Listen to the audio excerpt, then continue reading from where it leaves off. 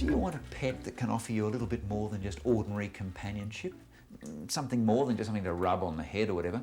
Well, maybe then you need something that can be involved in your lifestyle, like the Turkish van cat. Whenever there's a tap on around the home or any other water around the place, the odds are it'll probably have its head and maybe both feet stuck firmly in the water.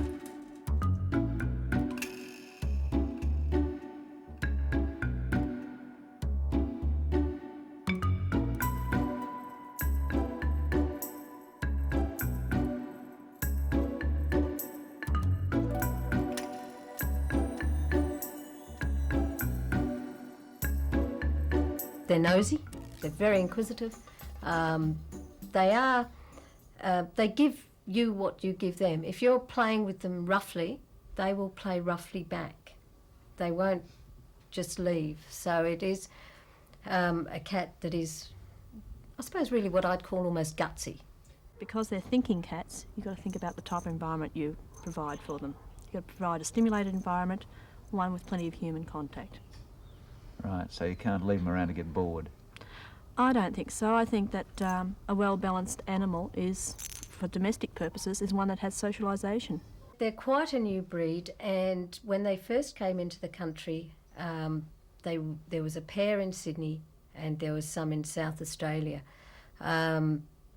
So they haven't been widely sent around the country, and I would imagine there's possibly still only maybe about 100 cats in the country.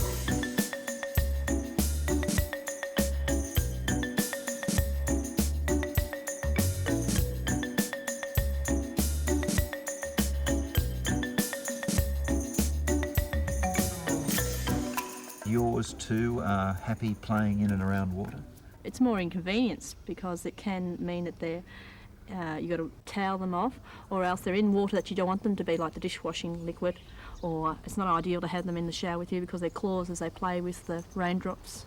Have you had them in the shower with Not you? for me personally. I've learned from painful experience of a friend it's not a good idea to share a shower with them because as they reach up to catch the drops out of the shower, it can corner some delicate pieces of skin.